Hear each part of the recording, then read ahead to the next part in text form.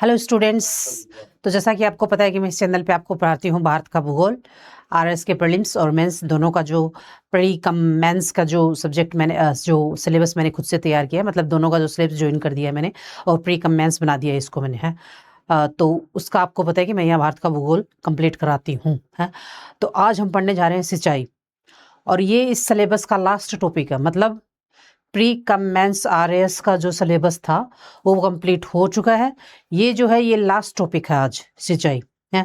उसके बाद में मैं कल से शुरू करूंगी आरएएस के जो प्रीवियस ईयर के प्री के जो क्वेश्चंस पेपर आए हैं अब तक, उसके क्वेश्चंस कराऊंगी आपको।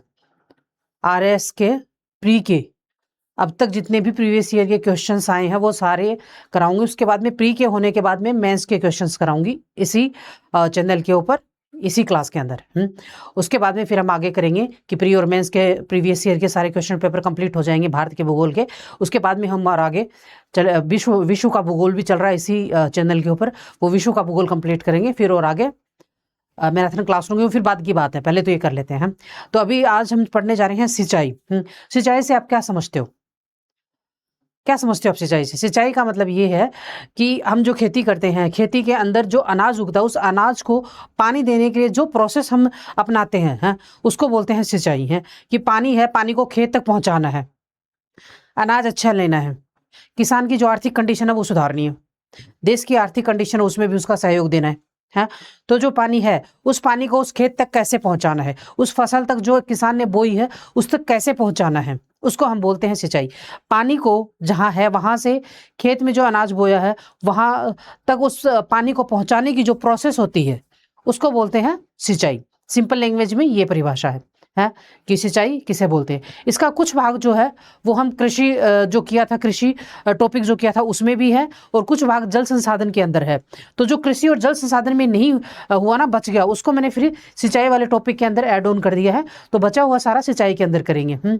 तो जो सिलेबस है, सिलेबस के अंदर से अगर कहीं से भी कोई भी क्वेश्चन आता है तो वो आप करोगे, आपको आना चाहिए। जितना मैंने आपको सिलेबस में करा दिया है उसके अंदर से कहीं से भी क्वेश्चन पुट अप होता है ना, वो आपको आना चाहिए। आपको तैयारी इस तरीके से करनी है, जैसे कि कान अगर इधर से पकड़ो या कान इधर से पकड़ो, आपको हर तरीके से पकड़ना आना चाहिए किसी भी टॉपिक का। जैसे सिंचाई वाला मैं बोल रही हूँ आपको कि इसका कुछ भाग जो है वो जल संसाधन में भी कंप्लीट हुआ है और कुछ भाग जो है वो कृषि में भी कंप्लीट हुआ, और बचा हुआ जो था वो मैं अभी यहाँ पे लेकर आई हूँ। तो अगर कहीं से भी आपसे क्वेश्चन पूछा जाता है, चाहे जल संसाधन से उठा के पूछा जाए और चाहे कृषि से उठा के पूछा जाए, चाहे सिंचाई से उठा करके क्वेश्चन पूछा जाए, आप करके आओगे, क्योंकि मैंने आपको सिलेबस के अंदर कराया है। और सिलेबस के अंदर जो आपको मैंने करा दिया उसका क्वेश्चन कहीं से भी उठा के पूछे आरपीएससी, आप वो क्वेश्चन करके आओगे। आपको हर तरीके से करना आना चाहिए, क्योंकि आप सिविल सर्विस के एस्पिरेंट हो। तो किधर चाहे कान हाथ सीधे हाथ से पकड़ो या उल्टे हाथ से पकड़ो, आपको हर तरीके से पकड़ना आना चाहिए, क्योंकि यूपीएससी तो ऑलमोस्ट पकड़ती ही उल्टे हाथ से उल्टा कान है। तो जो आरपीएससी वो भी उसी के नक्शे कदमों पे चल रही है। तो आपको हर तरीके से, चारों तरफ से हर तरीके से प्रिपेयर होना पड़ेगा कि अगर आरपीएससी या यूपीएससी किधर से भी क्वेश्चन पूछेगी हम उसका आंसर देंगे है।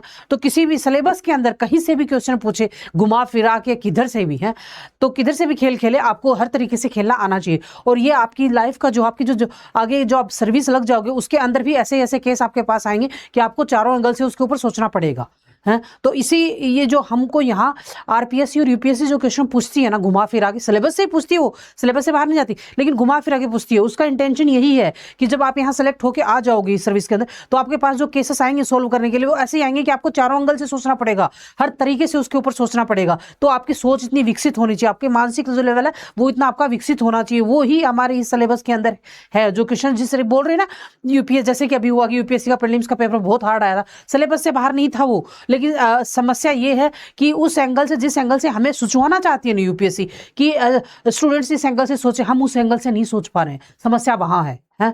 तो आपको उस एंगल से सोचना है। और अभी इसीलिए इसीलिए आदत डाल रही है हमें यूपीएससी की चीज की, ताकि हम उस प्रोफेशन में जब चले जाएं तो हमें वहां समस्या नहीं हो। हम जिस प्रोफेशन में जा रहे हैं उसके जैसा हमें बनना पड़ेगा, और अगर हम उसके जैसा नहीं बने तो वहां कोई भी इंसान नहीं टिक सकता। फिर हमें जहां जिंदगी गुजारनी है ना और जहां के लिए काम करना है उस प्रोफेशन के जैसा इंसान को बनना पड़ता, नहीं वहां नहीं टिक सकता वो इंसान। तो आपको अपने दिमाग को चारों तरफ से मल्टी डायमेंशनल करना पड़ेगा कि आप चीज को हर तरीके से सोच सको, हर तरीके से देख सको उस चीज को है। तो पेपर ना तो यूपीएससी का हार्ड आता है और ना आरएएस का हार्ड आता है। समस्या यहाँ है कि हम उस एंगल से नहीं सोच पा रहे हैं जिस एंगल से हमें यूपीएससी सुचवाना चाहती है, या आरपीएससी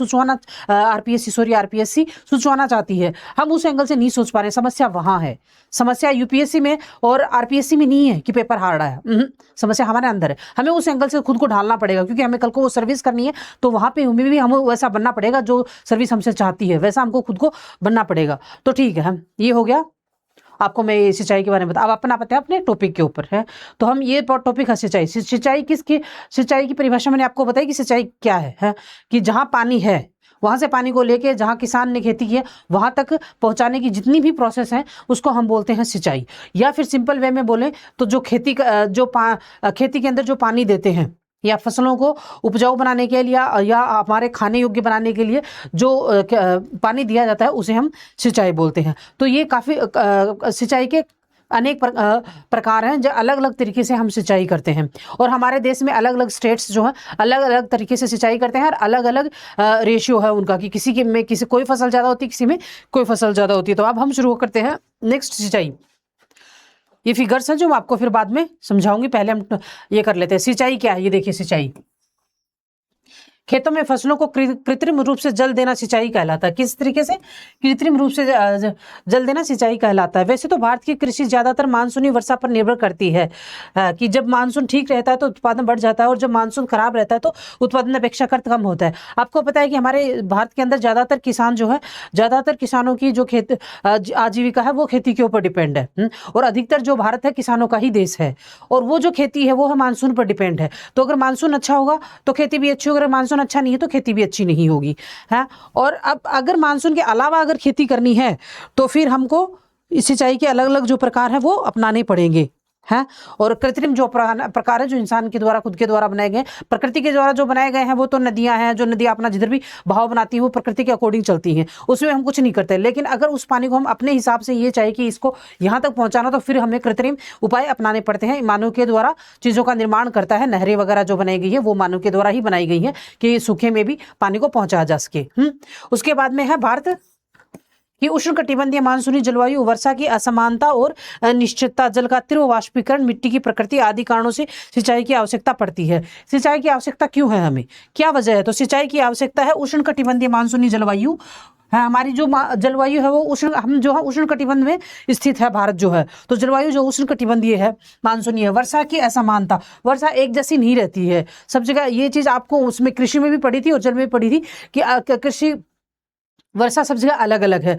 मतलब साउथ इंडिया में अलग अलग रेशियो है वर्षा का की, और नॉर्दर्न इंडिया में अलग है। राजस्थान में बिल्कुल कम होती है, उसके बाद में चिरापुंजी जो वहाँ पे सबसे ज़्यादा होती है, और राजस्थान का जो पश्चिमी हिस्सा वहाँ बिल्कुल भी नहीं होती, मतलब बहुत ही कम होती है। तो अलग अलग स्थानों पर अलग अलग, कहीं ज़्यादा है तो कहीं कम है, तो कहीं मीडियम साइज़ की है, और कभी ज़्यादा जहाँ नहीं होती है वहाँ पर भी ज़्यादा हो जाती है, कहीं सूखा पड़ जाता है, कहीं बाढ़ आ जाती है। तो अलग अलग असमानता है बारिश के होने में। फिर अनिश्चित वर्षा की असमानता और अनिश्चितता, जल का तीव्र वाष्पीकरण, मतलब हम उष्णकटिबंध में है तो यहाँ धूप ज्यादा पड़ती है, गर्मियों में धूप ज्यादा पड़ती है, तो जो जल है उसका भी वाष्पीकरण होके चला जाता है। उसके बाद मिट्टी की प्रकृति, मिट्टी की जो प्रकृति है वो भी अलग अलग क्षेत्रों के हिसाब से है कि कहीं पे काली मिट्टी है, कहीं पे पीली मिट्टी, कहीं पे शुष्क है, और कहीं पे लेटेराइट मृदा है। तो अलग अलग टाइप की मृदाएं हमने मृदाओं में पढ़ा था। तो ये भी एक रीजन है जिसका प्रभाव पड़ता है सिंचाई के ऊपर, भारत की सिंचाई के ऊपर। नेक्स्ट है भारत की सिंचाई के साधनों के अंतर्गत नहरें, कुएं, नलकूप, ट्यूबवेल, तालाब आदि प्रमुख हैं। इसके अलावा ड्रिप और स्प्रिंकलर सिंचाई की भी सिंचाई भी की जाती है। मतलब सिंचाई किन किन साधनों से की जाती है, हमने प्रकृति में जो साधन बना रखे हैं वो कौन कौन से साधन हैं जिनसे हम सिंचाई कर सकते हैं। तो उनमें से है नहरें हैं, कुएं हैं, नलकूप है, ट्यूबवेल है और तालाब हैं, और इसके अलावा ड्रिप और स्प्रिंकल्स भी हैं। इनसे हम खेतों में सिंचाई करते हैं। ये जो रिसोर्सेस हैं, साधन है, ये जो साधन है, इनसे हम खेत तक पानी को पहुंचाते हैं जिससे किसान की फसल अच्छी हो सके। उसके बाद भारत के कुल सिंचित क्षेत्र का 37% बड़ी और मध्यम सिंचाई परियोजनाओं के अधीन तथा 63% छोटी सिंचाई योजनाओं के अधीन है।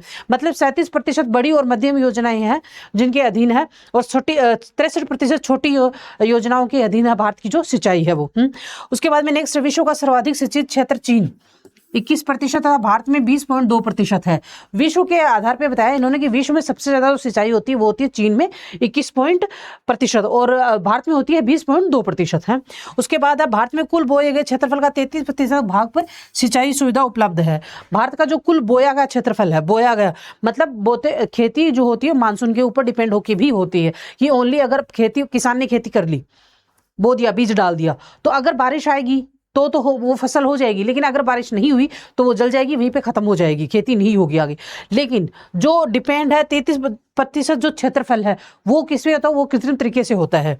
बोए गए क्षेत्रफल का 33% भाग सिंचाई उपलब्ध है। सिंचाई की जो सुविधा है कृत्रिम तरीके से जो हमने बना रखे हैं, नलकूप वगैरह, नहरें और ड्रिप स्प्रिंकल्स, ड्रिप वगैरह जो भी है वो सारे 33% पर जो क्षेत्रफल है उसके ऊपर है। और जो मानसून पर डिपेंड है वो अगर मानसून हो गया तो अच्छी हो जाती है, और अगर मानसून नहीं हुआ तो वो खेती वहीं पर डिस्ट्रॉय हो जाती है, आगे नहीं हो पाती है। नेक्स्ट, वर्तमान समय में भारत की सिंचाई के प्रमुख साधन कुएं और नलकूप है। कौन से हैं? कुएं और नलकूप वर्तमान में है। कुएं और नलकूप पे वर्तमान में अधिकतर है जो वो डिपेंड करता है। तालाब द्वारा सर्वाधिक सिंचाई वाला राज्य तमिलनाडु है। तमिलनाडु जो साउथ इंडिया के अंदर है वहां पे सबसे ज्यादा तालाबों द्वारा सिंचाई होती है। उसके बाद में नलकूपों की संगनता वाला राज्य उत्तर प्रदेश है। नलकूप सबसे ज्यादा कहाँ पे? उत्तर प्रदेश में है। प्रायद्वीपीय भारत में सिंचाई का प्रमुख साधन तालाब है। प्रायद्वीपीय भारत, देखो यहाँ पे भी तमिलनाडु के अंदर दे रखा है, तो तमिलनाडु प्रायद्वीपीय भारत के अंदर ही है। और ये नीचे इन्होंने प्रायद्वीपीय मतलब घुमा दिया क्वेश्चन को कि अगर ऐसे बोले सबसे ज्यादा तालाबों से सिंचाई कहाँ होती है तो आपको डालना है तमिलनाडु, और अगर ये पूछे कि प्रायद्वीप में सबसे ज्यादा किससे सिंचाई होती है तो आपको डालना है तालाबों से है। भारत में सर्वाधिक सिंचित क्षेत्रफल वाला राज्य उत्तर प्रदेश है। मतलब उत्तर प्रदेश भारत में वो राज्य जहाँ सिंचाई सिंचित क्षेत्र यानी नलकूपों से, तालाबों से और स्प्रिंकल से, इन सबसे सबसे ज्यादा जो सिंचाई होती है वो उत्तर प्रदेश के अंदर होती है। जो कृत्रिम तरीके हमने बनाए हैं सिंचाई के, बारिश के अलावा, नदियों के अलावा, जो सदाबहार नदियां हैं उनके अलावा और बारिश के अलावा सबसे ज्यादा अगर कृत्रिम तरीके से सिंचाई होती है तो वो होती है उत्तर प्रदेश के अंदर। इसके बाद सिंचित क्षेत्रफल वाला राज्य क्रमशः है राजस्थान, पंजाब और आंध्र प्रदेश है। इसके बाद सिंचित क्षेत्रफल वाला यानी उत्तर प्रदेश के बाद में जो सिंचित क्षेत्रफल वाला है वो है राजस्थान, पंजाब और आंध्र प्रदेश। कौन सा? राजस्थान, पंजाब और आंध्र प्रदेश। किसके बाद में? उत्तर प्रदेश के बाद में आते हैं राजस्थान, पंजाब और आंध्र प्रदेश। उसके बाद में कुल क्षेत्रफल की प्रतिशत की दृष्टि से देश का सर्वाधिक सिंचित राज्य पंजाब है। कुल क्षेत्रफल की प्रतिशत, कुल क्षेत्रफल की दृष्टि से देश का सर्वाधिक सिंचित जो राज्य है वो है पंजाब। उसके बाद में पंजाब का लगभग 97% हिस्सा सिंचित क्षेत्रफल के अंतर्गत है। पंजाब का 97% हिस्सा सिंचित। सिंचित का मतलब क्या होता है? सिंचित मतलब वो जो टोटल क्षेत्रफल है ना उसके अंदर जो सिंचाई होती है उसमें 97% सिंचित पंजाब में हो जाती है, चाहे वो मानसून से हो या फिर वो कृत्रिम तरीके से हो। हाँ, लेकिन 97 मतलब 3% जो जमीन है वही बचती है विदाउट सिंचाई के, बाकी 97% सिंचाई पंजाब के अंदर हो जाती है, प्रतिशत जो क्षेत्रफल है उसमें। भारत में सर्वाधिक असिंचित क्षेत्रफल वाला राज्य महाराष्ट्र और राजस्थान है। मतलब सबसे असिंचित मतलब सबसे ज्यादा जहां बंजर भूमि है, जहां खेती नहीं हो पाती है, वो राजस्थान और महाराष्ट्र है। बाकी सबसे मतलब ये वो क्षेत्र हैं जहां पे असिंचित क्षेत्रफल का जहां बंजर भूमि ज्यादा है, यहाँ जहां सिंचाई की भूमि कम है, वो दो जो राज्य हैं भारत के अंदर वो है महाराष्ट्र और राजस्थान। और महाराष्ट्र का अधिकांश क्षेत्र वृष्टि छाया प्रदेश के अंतर्गत शामिल है, अर्थात मानसून की अरब सागर शाखा पश्चिमी घाट पर्वत से टकराकर पश्चिमी घाट के पश्चिमी हिस्सों पर तो वर्षा करती है, किंतु पश्चिमी घाट के पूर्वी भाग पर इसके द्वारा वर्षा नहीं हो पाती है, जिसके कारण पश्चिमी घाट पर्वत के पूर्वी हिस्से सूखे रह जाते हैं। कौन से रह जाते हैं? महाराष्ट्र के। महाराष्ट्र ऐसे क्षेत्रफल है राजस्थान और महाराष्ट्र। लेकिन महाराष्ट्र क्यों? राजस्थान तो ठीक है क्योंकि शुष्क प्रदेश है और मरुस्थल है, इस वजह से राजस्थान की तो जचती है।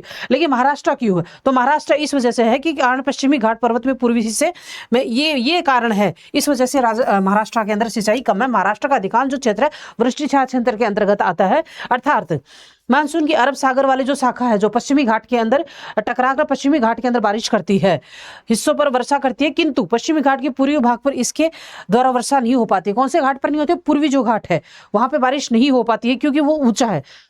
मतलब पश्चिमी जो भाग है वो ऊंचा है और पूर्व की साइड में ऐसे ढलान है थोड़ी सी, है तो वो जो ऊंचा वाला हिस्सा है ना यहाँ वाला, यहाँ पे वो टकरा के बारिश कर देती है तो वो पश्चिम की साइड में हो जाती है, पूर्व की साइड में नहीं आ पाती है वो। ये वजह है कि यही वजह है कि पूर्वी घाट पर इसके द्वारा वर्षा नहीं हो पाती है। इसके कारण पश्चिमी घाट पर्वत के पूर्वी हिस्से सूखे रह जाते हैं। नेक्स्ट है महाराष्ट्र का उदाहरण। महाराष्ट्र के विदर्भ क्षेत्र में कुएं और नलकूप लगाना कठिन है क्योंकि यहाँ की भूमि पथरीली है और वर्षा से भी कम होती है, जिसके कारण तालाब भी कम पाए जाते हैं। महाराष्ट्र की जो पूर्वी भाग है उसकी जो जमीन है नीचे की वो दक्कन पठार है, उधर आपको पता है। तो दक्कन पठार है तो वहाँ क्या कहते हैं, नीचे पत्थर होने की वजह से वहाँ पे नलकूप वगैरह लगाया जाना भी मुश्किल है। कुएं नलकूप लगाना काफी, क्योंकि यहाँ की भूमि पथरीली और वर्षा की कम होती है, इसके कारण तालाब भी कम पाए जाते हैं। पथरीली है तो नीचे वहीं पे वो पानी हो वहीं पे रह जाता है, और ऊपर सूख के जब धूप आती है तो वो सूख जाता है और नीचे भी नहीं जा पाता, क्योंकि नीचे पथरीला स्थान है। दक्षिण भारत में तालाबों द्वारा सिंचाई, दक्षिण भारत में तालाबों द्वारा सिंचाई पारंपरिक रूप से की जाती है। कैसे की जाती है? पारंपरिक रूप से की जाती है, जिसका मुख्य कारण उसकी भौगोलिक स्थिति है। भौगोलिक स्थिति है जो दक्षिण भारत की, उसकी वजह से वहां तालाबों से सिंचाई ज्यादा की जाती है। प्रायद्वीपीय भारत का भाग पठारी है। भूमि के पथरीले होने के कारण यहाँ नहरें बनाना आसान नहीं है, नहरें भी नहीं बनती, क्योंकि वो प्रायद्वीपीय पठार है, वहाँ पे पथरीली भूमि है, तो आप खोद नहीं सकते वहाँ पे, है। तो अगर खोद क्या कहते हैं, पानी जो है पहली बार तो खोद ही नहीं सकते, इतनी सारी मिट्टी को आप खोद सकते हो, लेकिन इतनी दूर से पत्थर को खोदना और नहर बनाना बहुत मुश्किल काम है। अगर नहरें बनाई भी जाए तो सतह पर सूक्ष्म दरारें होने के कारण नहरों का जल रिस कर बह जाता है, और यहाँ कुआं खोदना भी अत्यंत दुष्कर कार्य है। क्या है, कुआं भी नहीं खोद पाते हैं, क्योंकि वही है ना, पथरीली जगह है और दरारें होने के कारण नहरों जल रिस जाता है। नेक्स्ट है यहाँ नदी, नेक्स्ट यहाँ यदि नदियों से नहरों को निकाल भी दिया जाए तो इन नहरों से कोई विशेष लाभ नहीं होगा, क्योंकि दक्षिण भारत की अधिकांश नदियां मौसमी हैं। इन नदियों में मानसून के समय में तो पर्याप्त जल रहता है, किंतु मानसून समाप्त होने के बाद धीरे धीरे इन नदियों का जल कम हो जाता है। अगर नदियों से नहरें निकाल भी दी जाए दक्षिण भारत के अंदर, प्रायद्वीपीय भारत के अंदर, तो भी कोई फायदा नहीं है। क्यों? क्योंकि वो जो प्रायद्वीप की भारत की नदियां है ना, वो मौसमी है। मौसमी मतलब बारिश के अंदर तो उनमें पानी रहता है, लेकिन अगर बारिश नहीं आई है तो वहां पानी रहता नहीं है, तो कोई सारांश भी नहीं निकलता है कि वहां नहर निकालो। अगर चलो 1000 कोशिश करने के बाद नहर निकाल भी दी जाए तो भी कोई मतलब तो है नहीं उसका, इसलिए वहां नहर निकालना भी मुश्किल है। प्रायद्वीपीय भारत के उबड़ खाबड़ होने के कारण यहाँ थालनुमा स्थलाकृतियां पाई जाती हैं। इन स्थलाकृतियों में वर्षा का जल भर जाता है। भारत की उबड़ खाबड़ होने के कारण आप कब कहीं पे पठार है, कहीं पे पहाड़ियां हैं, कहीं पे समतल है, तो इस हिसाब से वहां का वो जो भाग है प्रायद्वीपीय भारत का वो उबड़ खाबड़ है, तो यहाँ थालनुमा स्थलाकृति पाई जाती है। इन स्थलाकृतियों से वर्षा का जल भर जाता है बस, और जब तक वो जल भरा हुआ रहता है उसी को तालाब बोलते हैं। जब तक वो जल भरा हुआ रहता है उनसे सिंचाई करते हैं वो लोग, और अगर बारिश नहीं आई, वो जल नहीं भर पाया, तो फिर सूखे की समस्या वहां क्रिएट हो जाती है। धरातल के चट्टान होने के कारण यहाँ जल का रिसाव नहीं हो पाता है। सॉरी, तबीयत खराब है मेरी, है। धरातल के चट्टानी होने के कारण यहाँ जल का रिसाव नहीं हो पाता है। धरातल जो है वो चट्टानी है। जैसे मरुस्थल के अंदर अपन पानी डालते हैं तो जमीन की जो मिट्टी होती है वो सूख जाती है। जब वो मिट्टी अपन मरुस्थल में जितना भी पानी डालेंगे वो मिट्टी सूखती जाएगी नीचे, लेकिन अगर नीचे से उसका ऐसा लगा कि हाँ अब जो मिट्टी की सोखने की वो जो क्षमता थी वो खत्म हो गई है, नीचे पानी पूरा पर्याप्त हो गया जमीन के अंदर, उसके बाद में वो ऊपर दिखना शुरू हो जाता है।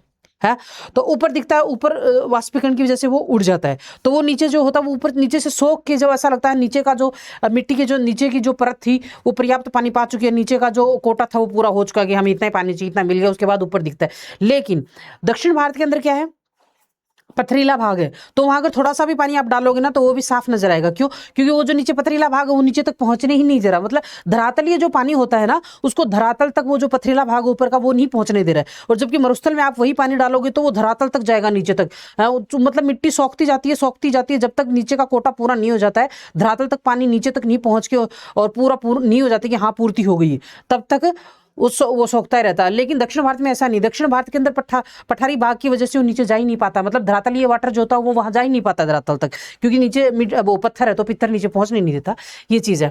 जिसके कारण दक्षिण भारत में तालाबों में देर तक पानी बना रहता है। इन्हीं कारणों से यही वजह है कि तालाबों में यहाँ देर तक बना रहता है, क्योंकि वो जो पत्थर है नीचे प्रायद्वीप की जो भूमि है वहां पे जो पत्थर है वो नीचे धरातल के अंदर पानी को जाने नहीं देता है, और अगर धरातल तक पानी नहीं जाएगा तो तालाबों के रूप में ऊपर रहेगा, और ऊपर रहेगा तो वो उसी से फिर खेती करते हैं। इन्हीं कारणों से दक्षिण भारत में तालाब से सिंचाई को अधिक महत्वपूर्ण माना जाता है।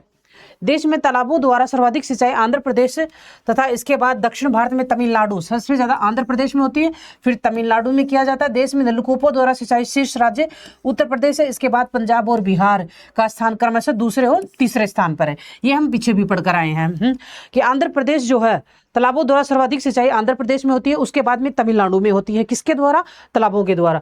देश के नलकूपों द्वारा सिंचित जो क्षेत्र है वो सबसे ज्यादा उत्तर प्रदेश है, उसके बाद पंजाब बिहार का स्थान है, तथा दूसरे और तीसरे नंबर पर है। कौन से? दूसरे तीसरे पंजाब और बिहार जो नलकूपों में दूसरे नंबर के स्थान पे आते हैं।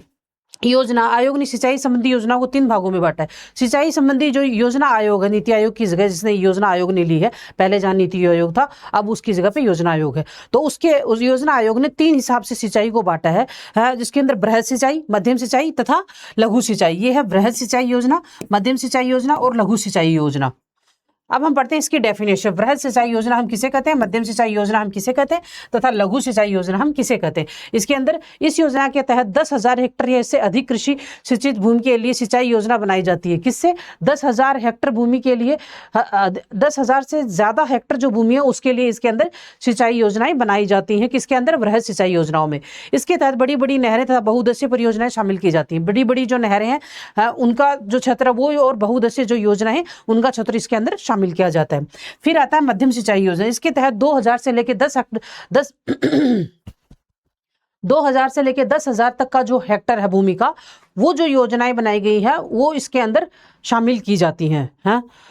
संबंधित क्षेत्रों में 2000 से 10,000 हेक्टर के बीच की सिंचित भूमि के संबंधित क्षेत्रों को सम्मिलित किया जाता है। इसके तहत छोटी छोटी नहरों का निर्माण किया जाता है। क्या किया जाता है? छोटी नहरों का निर्माण किया जाता है। फिर है लघु सिंचाई योजना। इसके अंतर्गत 2000 हेक्टर से कम भूमि सम्मिलित की जाती है। 2000 हेक्टर से 2000 हेक्टर से जो नीचे की भूमि होती है वो इसमें शामिल की जाती है। इसमें कुआं, नलकूप, तालाब, ड्रिप सिंचाई आदि को सम्मिलित किया जाता है। भारत में सर्वाधिक सिंचाई इसी योजना के माध्यम से की जाती है। भारत में 62% सिंचाई आपूर्ति इसी माध्यम से है। कितनी? 62% जो सिंचाई योजना वो इसी माध्यम से की जाती है। नेक्स्ट है राष्ट्रीय लघु सिंचाई योजना। कौन सी? राष्ट्रीय लघु सिंचाई योजना। स्वतंत्रता के बाद आज तक भारत मतलब लघु सिंचाई योजना राष्ट्रीय स्तर पर कौन कौन सी बनाई गई है वो हम इसके अंदर पढ़ेंगे। स्वतंत्रता के बाद अब तक के भारत में कुल सिंचित क्षेत्र 6 से 7 गुना बढ़ गया है। मतलब स्वतंत्रता के बाद 6 से 7 गुना सिंचाई क्षेत्र बढ़ा है। लघु सिंचाई को प्रोत्साहित करने हेतु 2006 में केंद्र सरकार ने लघु सिंचाई योजना शुरू की थी, जिसे 2010 में राष्ट्रीय लघु सिंचाई मिशन के रूप में घोषित किया गया था, रूप परिवर्तित कर दिया गया, जो कि 2013 और 14 तक जारी रही। 2013 और 14 तक ये जारी रही थी। 1 अप्रैल 2014 को राष्ट्रीय लघु सिंचाई योजना राष्ट्रीय सतत कृषि विकास मिशन के अंतर्गत खेत जल प्रबंधन, क्या नाम दे दिया गया उसको? खेत जल प्रबंधन नाम से क्रियान्वित की गई। 1 अप्रैल 2014 को राष्ट्रीय लघु सिंचाई जो योजना थी उसको राष्ट्रीय सतत कृषि विकास मिशन, कौन सा? राष्ट्रीय सतत कृषि विकास मिशन के अंतर्गत खेत जल प्रबंधन नाम से क्रियान्वित की गई। 1 अप्रैल 2015 से लघु सिंचाई के घटक खेत जल प्रबंधन को प्रधानमंत्री कृषि सिंचाई योजना, खेत जल प्रबंधन, यहाँ पे खेत जल प्रबंधन नाम दिया गया यहाँ पे है। उसके बाद में यहां से इसको प्रधानमंत्री कृषि सिंचाई योजना का नाम दिया गया। फिर सिंचाई के साधन कौन कौन से हैं? सिंचाई के साधन है मतलब किन किन से भारत के अंदर कौन कौन से साधनों से सिंचाई की जाती है? मेरे हिसाब से जितने भी स्टूडेंट पढ़ रहे हैं ना, ऑलमोस्ट सारे स्टूडेंट्स जो हैं वो गाँवों से रिलेट करते हैं। और अगर जो नहीं भी करते हैं ना, मान लो नहीं भी करते, उनके रिश्तेदार जरूर गाँवों में हैं, तो वो गाँवों में जाते होंगे रिश्तेदारों के पास छुट्टियों में या फिर उनसे बातचीत करते होंगे, तो ये सारी चीजें सुनते हैं जो मैं भी पढ़ा रही हूँ। और जो गाँव के रहने वाले स्टूडेंट है वो खुद की लाइफ से इन चीजों को अच्छे से रिलेट कर पा रहे होंगे कि मैडम क्या पढ़ा रही है, क्योंकि वो खुद भी खेती करते हैं, तो उनके लिए ये टॉपिक कोई हार्ड नहीं है। अगर इस टॉपिक में उनके लिए कुछ हार्ड है तो वो है सिर्फ योजनाएं और योजनाओं की सन, कि कौन सी योजना कब बनाई गई थी और उसका नाम क्या। बस यही चीजों को इस टॉपिक के अंदर उनको फोकस देना है कि कौन सी योजना कब बनाई गई थी, उसकी डेट क्या है और उसका नाम क्या है, बस इन 2 चीजों पे। बाकी गांव वाले सारे जितने भी स्टूडेंट है आराम से रिलेट कर पा रहे हैं, क्योंकि वो चीजें सारी उनकी आंखों से देखी हुई है। जो प्रैक्टिकल चीज हमारी लाइफ के अंदर होती है, जो हम आंखों से देखते हैं ना, वो चीजें हमें आराम से लाइफ में याद रहती है।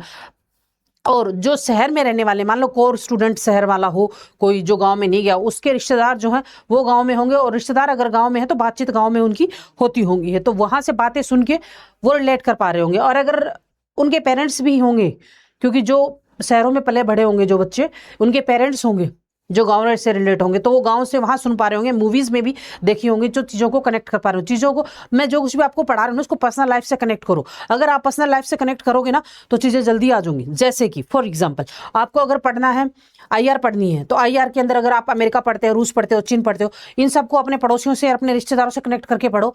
पॉलिटिक्स वही होती है, राजनीतियाँ सारी वही होती हैं, जो आपके रिश्तेदार और आपके पड़ोसी कर रहे हैं ना, वही हाई लेवल पे चल रही होती हैं बड़े बड़े देशों के बीच में। बस हम थोड़े छोटे लेवल के इंसान हैं, तो हम वो पॉलिटिक्स पड़ोसियों में और रिश्तेदारों में चल रही होती है, और वो बड़ी बड़ी चीज़ें हैं, हस्तियां हैं, तो वो वहाँ बड़े बड़े लेवल पर कर रही है, बाकी पॉलिटिक्स वही है। तो आप, मेरे कहने का सारांश ये है कि आप चीज़ों को कनेक्ट करके पढ़ो। हाँ, IR अगर आप पढ़ रहे हो तो आप अपने रिश्तेदारों और अपने अड़ोसी पड़ोसियों से कनेक्ट करके पढ़ो, चीज़ें याद जल्दी होंगी। और ये जैसे मैं ये पढ़ा रही हूँ, सिंचाई पढ़ा रही हूँ, या आप इकोनॉमिक्स में भी पढ़ोगी, इसका कुछ हिस्सा जो है इकोनॉमिक्स में भी, मतलब ज्योग्राफी के जो कुछ हिस्से हैं ना, कुछ 2-3-4 टॉपिक ऐसे हैं जो आप इकोनॉमिक्स में पढ़ोगे। लेकिन इकोनॉमिक्स में कैसे पढ़ोगे, मैं आपको उसको ज्योग्राफी में ज्योग्राफी के हिसाब से पढ़ा रही हूँ, ज्योग्राफी के लेवल से पढ़ा रही हूँ। लेकिन इकोनॉमिक्स में आप इसे इकोनॉमिक्स के लेवल से पढ़ोगे। है मतलब उसका नजरिया, आप इकोनॉमिक्स में जब भी टॉपिक पढ़ोगे तो आपको उसको इकोनॉमिक्स के नजरिए से देखना है, और भूगोल में अगर मैं पढ़ा रही हूँ तो आपको इसको भूगोल के नजरिए से देखना है। लेकिन टॉपिक हैं 2-4-5 जो भूगोल में और इकोनॉमिक्स में हाँ आते हैं, मतलब रिलेट कर, मतलब कनेक्ट कर सकते हो आप उनको। तो मेरे कहने का मतलब ये है कि उसको पर्सनल लाइफ से कनेक्ट करके पढ़ो। ज्योग्राफी, भूगोल को आप भूगोल की जगह पर्सनल लाइफ में कनेक्ट करो, इकोनॉमी को इकोनॉमी की जगह करो। बजट आपके घर का भी आता होगा और बजट इकोनॉमी के अंदर देश का भी आता है। और यहाँ जो मैं ये पढ़ा रही हूँ, ये सारी चीज़ें आपके अड़ोस पड़ोस में ही होती हैं। खेती वगैरह आपके अड़ोस पड़ोस में होती है, सिंचाई भी होती है, नदियाँ जो होती हैं, आपको घूमना फिरना पसंद होगा, अच्छे अच्छे व्यूज़ देखना पसंद होगा, अच्छे अच्छे जंगल देखना पसंद होगा, अच्छे अच्छे हरी भरे पेड़ पौधे देखना पसंद होगा, तो उसको आप वनस्पतियों से कनेक्ट कर सकते हो। पहाड़ देखना पसंद है, उसे हो गया अच्छे अच्छे बड़े बड़े पहाड़ हो, वहाँ एक खूब सारा गहरा जंगल हो, नदियाँ हो, या ऐसे व्यूज जो है, सीनरी सबको पसंद होती है। तो उसको अपनी पर्सनल लाइफ से, यही चीज़ें तो हम ज्योग्राफी में पढ़ रहे हैं, यही तो हम भूगोल में पढ़ रहे हैं, तो उसको कनेक्ट करो। हाँ, तो कहने का मतलब ये, कनेक्ट करके पढ़ो तो जल्दी याद होंगे। तो इधर क्या है, कुल सिंचित क्षेत्रफल के आधे से अधिक भाग पर सिंचाई छोटे साधनों में जैसे कुएं, तालाब, झील, जलाशय आदि की सहायता से की जाती है, जबकि शेष भाग की सिंचाई नहरों आदि से की जाती है। तो देखो, ये देखो, कुएं, तालाब, झील, जलाशय सब जानते हो आप। मुझे पता है जितना भी स्टूडेंट मुझसे पढ़ रहा है ना, सब कुछ जानते हैं ये, कि कुएं क्या, तालाब क्या, झील क्या, जलाशय क्या, सिंचाई नहरें क्या है, सब जानते हो आप लोग। है, सबको इंटरेस्ट है इन सारी चीज़ों के अंदर। हम कुएं देखें, झील देखें, वहाँ काम करें, हर चीज़ में क्योंकि लाइफ सिर्फ एक मिली है। हर इंसान हर उम्र के हिसाब से इंजॉय करता है। एक 6 महीने का बच्चा, उसको 6 महीने के हिसाब से इंजॉय कर रहा होता है, 15 साल का बच्चा 15 से, और 50 साल का 50 से, और 30 साल का 30, हर उम्र के हिसाब से हर बंदा, हर इंसान उसे इंजॉय कर रहा होता है। तो उसे ये सारी चीज़ें इंजॉय, देखो लाइफ एक ही मिली है। मैं हर इंसान को सिर्फ यही कहना चाहती हूँ, कोई भी काम करो इंजॉय करके करो। अगर आप अभी जो तैयारी कर रहे हो ना कंपटीशन एग्जाम की, इसे इंजॉय करके तैयारी करो। पढ़ने में भी मजा आएगा आपको, और तैयारी में भी मजा आएगा। हाँ, और सिलेक्शन भी जल्दी हो जाएगा। फ्रेश माइंड से, फ्रेश मूड से इंजॉय करके अगर आप तैयारी करोगे ना, जल्दी सिलेक्शन हो जाएगा। और प्रेशर लेके डिप्रेशन में जाए करोगे ना, सिलेक्शन में भी टाइम लगेगा है, और टेंशन में भी रहोगे, पागल हो जाओगे। हाँ, इसलिए इंजॉय करके करो, क्योंकि जब सेलेक्ट हो जाओगे ना, उसके बाद आपको ये टाइम याद आने वाला है कि हमने ऐसे ऐसे तैयारियां की थी। उस वक्त आपको ये चीज़ें याद आएंगी। इसलिए जो भी काम करो ना लाइफ के अंदर, उसे इंजॉय करके करो, तो अच्छे मूड से करो, तो आप जल्दी सक्सेस होगे लाइफ के अंदर। है, और वो जर्नी आपको फिर बाद में याद भी आती है। बुढ़ापे के अंदर आपको सब कुछ याद आएगा। देखना, बैठ के आप सोचोगे मैंने बचपन में ये किया था, जवानी में ये किया था। इसलिए इंजॉय करके गए। एक ही जीवन, एक ही है, अनमोल है, एक ही मिला है। हैं, तो इसे इंजॉय करके जियो। एक सफर है, इसे खूबसूरत बना के जियो। लाइफ में सक्सेस भी हो, हार्ड वर्क भी करो, लेकिन वो हार्ड वर्क भी इंजॉय करके करो। वो सक्सेस भी आप इंजॉयमेंट के थ्रू लो। जब आपको लेनी ही है सक्सेस, तो परेशान होगे, डिप्रेशन में जाके दुखी होगे, चिंता करके क्यों लेना। उसी काम को इंजॉय करके करो, ठीक है, क्योंकि वो आपका सपना है। तो उस सपने को एंजॉय करके जियो, तो आप इजीली अपनी लाइफ में सक्सेस हो जाओगे और सब कुछ अचीव कर लोगे। ओके, अब इधर आ जाओ। कुआं एवं नलकूपों द्वारा सिंचाई। देश की कुल सिंचित भूमि 60% से अधिक भाग की सिंचाई कुआं एवं नलकूपों द्वारा होती है। वर्तमान में भारत में सिंचाई के प्रमुख साधन है। 60% से जो अधिक सिंचाई है भारत के अंदर, वो कुओं और नलकूपों से होती है। पर प्रेजेंट टाइम में सबसे जो सिंचाई होती है वो नलकूपों और कुओं से ही भारत के अंदर होती है। राजस्थान, गुजरात, महाराष्ट्र, पंजाब और उत्तर प्रदेश, ये सिंचाई के प्रमुख साधन है। कहने का मतलब ये है कि जो ये स्टेट्स है, कौन से, राजस्थान, गुजरात, पंजाब, महाराष्ट्र, पंजाब और उत्तर प्रदेश, यहाँ पे कुओं और नलकूपों में सबसे ज्यादा इन्हीं साधनों से सिंचाई होती है, इन स्टेट्स में। इसके अलावा बिहार, तमिलनाडु, आंध्र प्रदेश, कर्नाटका और हरियाणा राज्यों में भी इसकी सहायता से सिंचाई की जाती है। नलकूपों की सर्वाधिक संख्या उत्तर प्रदेश में है। कहाँ है? उत्तर प्रदेश के अंदर है। इसका सर्वाधिक विस्तार सरयू पार के मैदानों में है। कहाँ पे है? सरयू पार के मैदानों में इसका सबसे ज्यादा विस्तार है। कुओं एवं नलकूपों द्वारा सिंचाई है, तो इसके लाभ क्या है? कुओं और नलकूपों की जो सिंचाई होती है, इसके लाभ क्या है और हानि क्या है, अभी हम वो देखेंगे। हैं, निर्धन किसानों के लिए सिंचाई का यह माध्यम सुगम और सस्ता है। मतलब जो निर्धन किसान है उनके लिए आसानी से ये चीजें, कुआं उपलब्ध हो जाता है और आसानी से वो करवा लेते हैं। मृदा के लवणीय होने का खतरा नहीं रहता। मृदा जो लवणीय हो जाती है उसका खतरा इसके अंदर नहीं रहता है। किसके अंदर? कुओं और नलकूपों से जो सिंचाई करते हैं। और इसकी हानि क्या है, इसके लॉस क्या है नलकूपों से और इससे सिंचाई करने से? केवल सीमित क्षेत्रों में ही सिंचाई की जा सकती है। मतलब आप लिमिटेड कर सकते हो कि हाँ 10 एकड़, 20 एकड़, 100 एकड़ इतने में ही कर सकते हो, लिमिटेड। आप ऐसे नहीं कि हाँ जितना नहरों से क्या है, जितना पानी आ रहा है, जिस नदी के साथ नहर कनेक्ट है, तो आप नहरों से अनलिमिटेड कर सकते हो, लेकिन इससे अनलिमिटेड नहीं कर सकते। गर्मी के मौसम में भूमिगत जल का स्तर अत्यधिक नीचे चला जाता है, जिसके कारण पेयजल की समस्या होती है। तो गर्मी का जो मौसम होता है इसके अंदर भूमि, क्योंकि कुआं और नलकूप होते हैं, भूमि से जो पानी आता है उसी को खींच के मोटर के थ्रू या बिजली के थ्रू ऊपर देते हैं, तो इसकी कमी हो जाती है गर्मी में। बिजली की कमी के कारण भी बाधा उत्पन्न होती है। कठोर चट्टानी क्षेत्रों और प्रायद्वीपीय पठारों में कुआं खोदना कठिन होता है। सॉरी, चट्टानी, जैसे हमने अभी प्रायद्वीपीय भारत के अंदर पढ़ा ना कि वहां भूमि के अंदर चट्टान ज्यादा है, तो वहां कुआं खोदना पॉसिबल नहीं है, इसलिए वो तालाब से करते हैं। तो ये वहां की समस्या है प्रायद्वीपीय भारत की। फिर है नहरों द्वारा सिंचाई। नहरों द्वारा सिंचाई कहाँ कहाँ होती है? इंदिरा गांधी नहर है ना, आपने सुना होगा नाम। भारत की सिंचाई का दूसरा प्रमुख साधन नहर है, जिसके द्वारा लगभग 25% भूभाग जो है वो नहरों द्वारा होता है। कितना होता है? 25% जो भूभाग है वो नहरों द्वारा सिंचा किया जाता है। उत्तर भारत में जहाँ नदियों की संख्या अधिक है, नहरों द्वारा सिंचाई अत्यधिक की जाती है। उत्तर भारत में जो 3 नदियां वो सदाबहारी नदियां हैं, हिमालय से निकलती हैं, तो उनको नहरों से कनेक्ट कर दिया गया है ताकि उत्तर भारत में नहरों के द्वारा सिंचाई हो सके। और अभी जो है ये परियोजनाएं चल रही हैं कि नदियों को दक्षिण भारत के अंदर भी कनेक्ट किया जाएगा, उत्तर भारत वाली नदियों को, ताकि वहां पे भी सिंचाई के साधन अच्छे विकसित हो सके। उत्तर भारत में जहां नदियों की संख्या अधिक है, नहरों द्वारा सिंचाई अत्यधिक की जाती है, जबकि दक्षिण भारत में कठोर चट्टानी संरचना का होने के कारण नहरों का जल निर्मित करना अपेक्षाकृत आसान है। नहरों का जाल निर्मित करना अपेक्षाकृत आसान है। उत्तर भारत के अंदर आसान है नहरों का जाल बनाना, लेकिन दक्षिण भारत में नहरें बनाना, मैंने आपको बताया ना, मुश्किल है वहाँ नहरें बनाना। और बना के भी वहाँ की जो नदियां हैं प्रायद्वीपीय भारत की, वो सदाबहारी नहीं है, तो मतलब वो मानसूनी नदियां हैं। जो मानसून होगा तो वहाँ होगा पानी, नहीं है तो फिर नहीं है, तो वो समस्या हो जाती है वहाँ। तो नहरें बना के वहाँ को मतलब भी नहीं है प्रायद्वीपीय भारत के अंदर। तो अगर उत्तर भारत वालियों से कनेक्ट कर दो नदियों से, तो हाँ ठीक है, वहाँ पे भी नहरों का फायदा हो जाएगा। यही कारण है कि सतलज गंगा मैदानी क्षेत्रों में नहरों की संख्या अधिक है। नहरों द्वारा देश के कुल सिंचित क्षेत्र का सर्वाधिक विस्तार उत्तर प्रदेश में है। इसके अलावा मध्य प्रदेश, आंध्र प्रदेश, हरियाणा, पंजाब, बिहार आदि राज्य भी हैं। नेक्स्ट है लाभ। अब नहरों से जो सिंचाई हम करते हैं उसके लाभ क्या है? नहरों द्वारा पूरे वर्ष भर सिंचाई हेतु जल उपलब्ध होता है, क्योंकि नहरें जो है नदियों से निकलती हैं, तो जो नदियां हमेशा साल भर बहती हैं वो तो साल भर पानी आएगा। नहरें नदियों द्वारा पर्वतों से लाई गई उपजाऊ मिट्टी और अन्य पोषक तत्व भी खेतों में पहुंचाती हैं। मतलब नदियां जो अपने पोषक तत्व पर्वतों से, पठारों से लेकर आती हैं, और एक जगह वो रोती नहीं है, नदियां बहती आती है, तो सारी जगह की जो उपजाऊपन है वो लेके आती है, तो वो भी खेती तक पहुंचा देती है नहरें, वो जो नदियां लेके आती है उपजाऊपन वो है।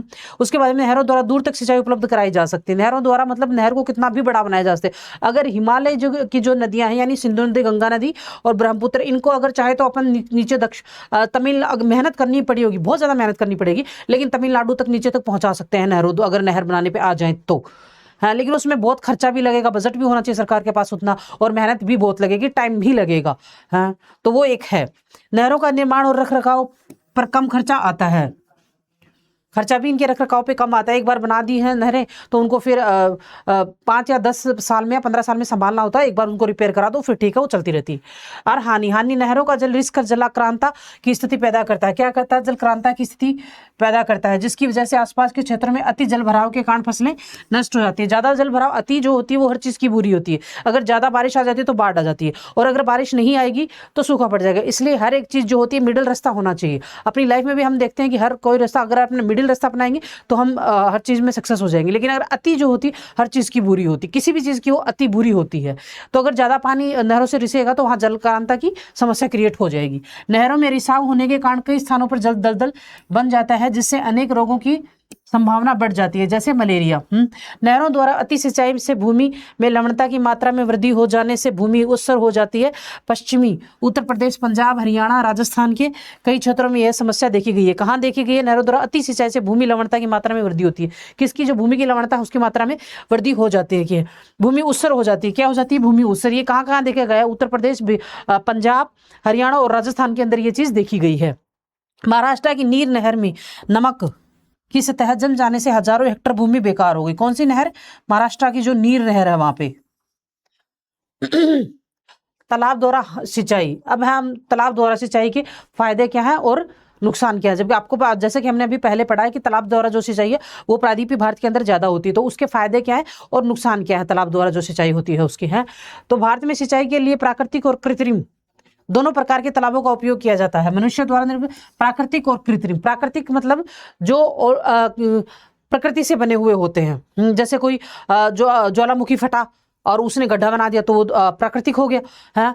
कोई भूकंप आया, भूकंप की वजह से जमीन इधर उधर हुई है, या फिर पठारी पर्वत इधर उधर हुआ और वहां अगर गड्ढा बन गया तो वो प्रकृति के द्वारा हो गया। और कृत्रिम मतलब जो हम मनुष्य बनाते हैं अपनी सुविधाओं के अनुसार हम बना लेते हैं तोड़ फोड़ के।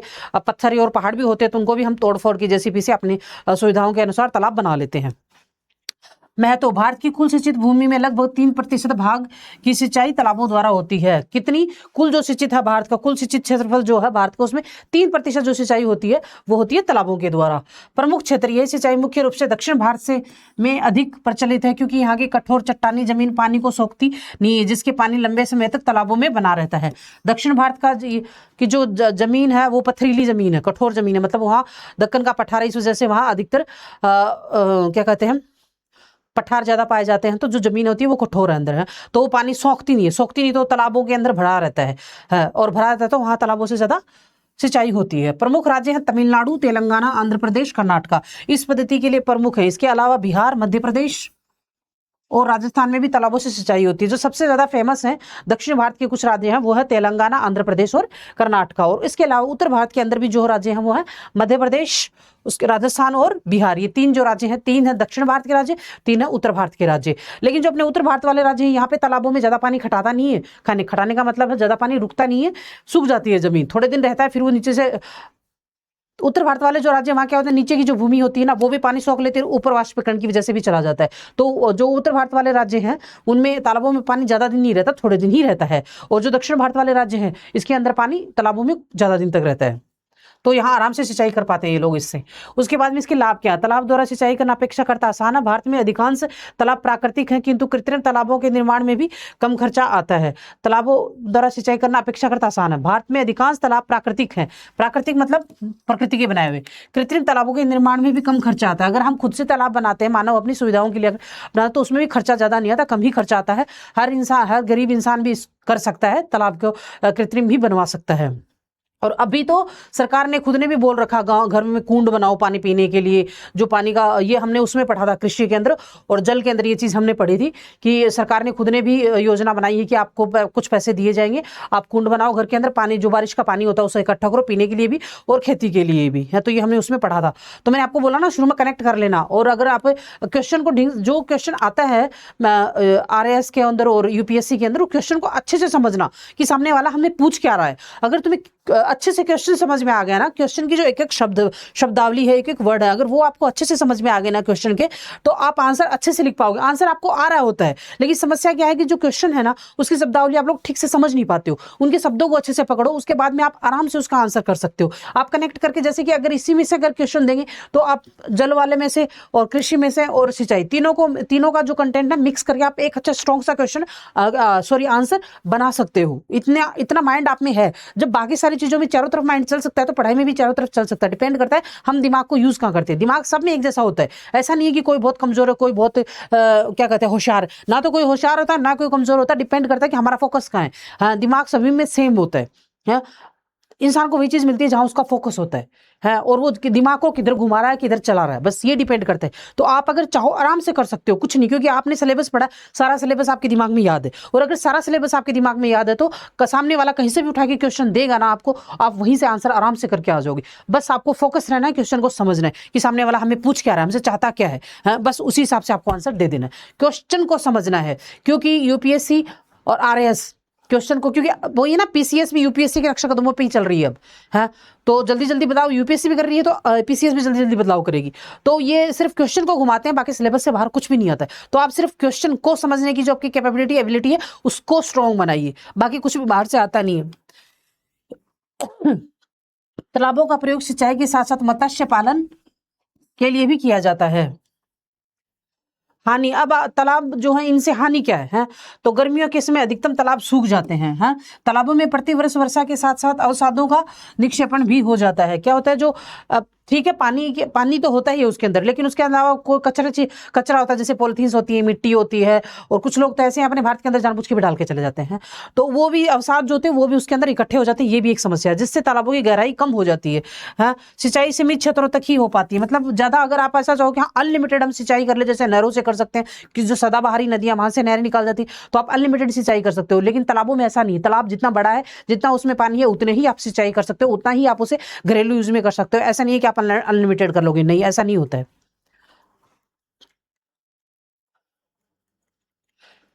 तो अब आपको मैं पढ़ाती हूँ, ये यहां तक थ्योरी कंप्लीट हो चुकी है। अब आपको मैं ये जो अभी मैंने आपको थ्योरी पढ़ाई है उसकी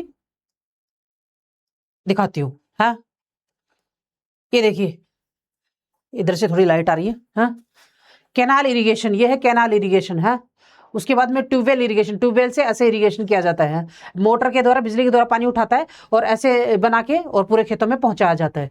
और ये है रिवर इरिगेशन, नदियों के द्वारा जो होती है। और ये स्प्रिंकलर इरिगेशन है। इसके अंदर क्या होता है, स्प्रिंकलर इरिगेशन का क्या है कि आप इस तरीके से खेती करो कि पानी बच जाए, है, ज्यादा पानी भी ना लगे, है, ज्यादा खाद भी ना लगे, और पानी भी पहुंच जाए। और तो उसके लिए अपनाई जाती हैं ये जो क्या है, स्प्रिंकल्स इरिगेशन और ड्रिप इरिगेशन, ये जो अपनाई जाती हैं, ये पानी कम भी लगे और खेती भी अच्छी हो जाए, खाद भी अच्छी हो जाए, उसके लिए ये वाली जो पद्धति है वो अपनाई जाती है। ये देखो स्प्रिंकल्स, इसमें पानी की बचत हो जाती है, और क्या कहते हैं, फसल भी अच्छी होती है। जल भराव की भी समस्या नहीं होती कि ज्यादा जल भराव हो जाएगा। और ये है ड्रॉपलेट वाले एरिया, कि बूंद बूंद पानी पड़ता रहता है। ये पौधा है इधर, और ये बूंद बूंद पानी पड़ रहा है, तो इससे जो पानी है वो इसकी जड़ों तक जा रहा है। और जो अड़ोस पड़ोस के जो पेड़ पौधे जो अवसाद हो जाते हैं ना, घास वास हो जाता है तो उसको काटना पड़ता है, वो वाली समस्या भी इसमें नहीं होती है। और जल भराव की समस्या भी नहीं होती है। और इसी पानी के थ्रू ही इसमें खाद डाल दी जाती है, इसी पानी में, तो वो खाद भी इनको मिलती रहती है। ये देखिए, ट्यूबवेल पंप से, खुला कुआ बाल्टी से सिंचाई ऐसे करते हैं। ट्यूबवेल का ये है मुख्य नहर योजना, ये है वर्षा जल संचयन, वर्षा जल को संचयन करके ऐसे करते हैं। फिर ड्रिप सिंचाई प्रणाली और फव्वारा सिंचाई, हाँ, ये वाली जो है ये फव्वारा वाली है, और ये ड्रिप वाली है।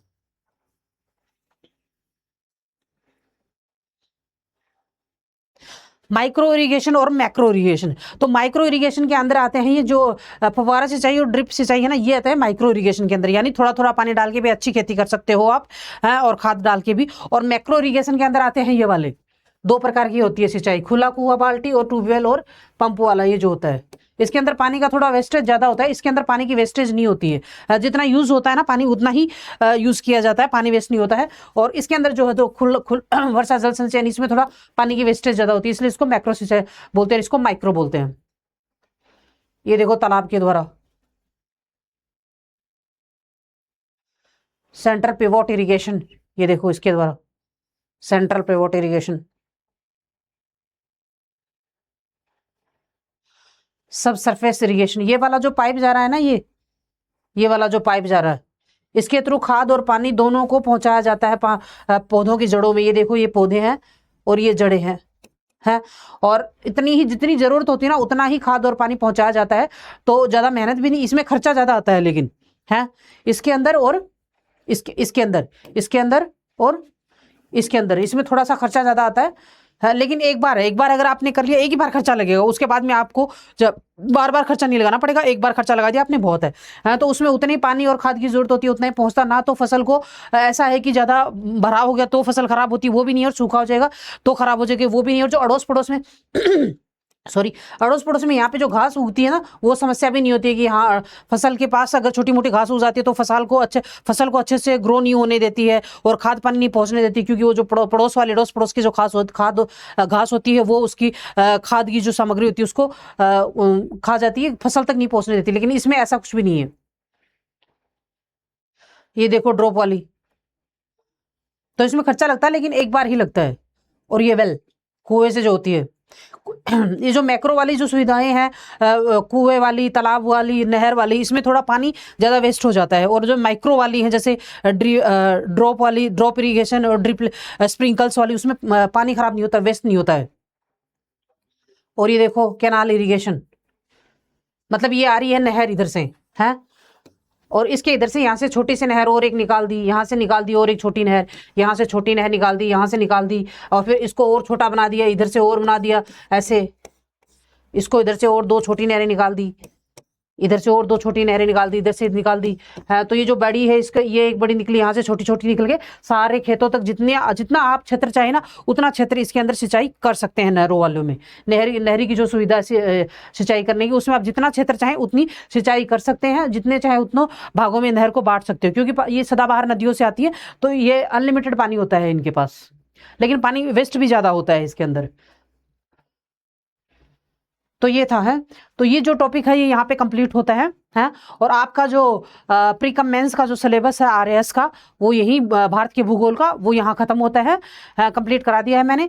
अब अगर आपको कोई समस्या है तो मैं आपको हर बार बोलती हूँ कि आप मुझे कमेंट बॉक्स में कमेंट करके, हर एक ये यूट्यूब पर अपलोड है ये क्लासेस, तो आप कमेंट करके वो कमेंट बॉक्स में पूछ सकते हो। उसके बाद भी अगर समस्या है तो मेरे टेलीग्राम पे आप मुझे कॉन्टेक्ट कर सकते हो। मेरा टेलीग्राम नंबर है 95 71 29 78 16, ये है मेरा टेलीग्राम नंबर है।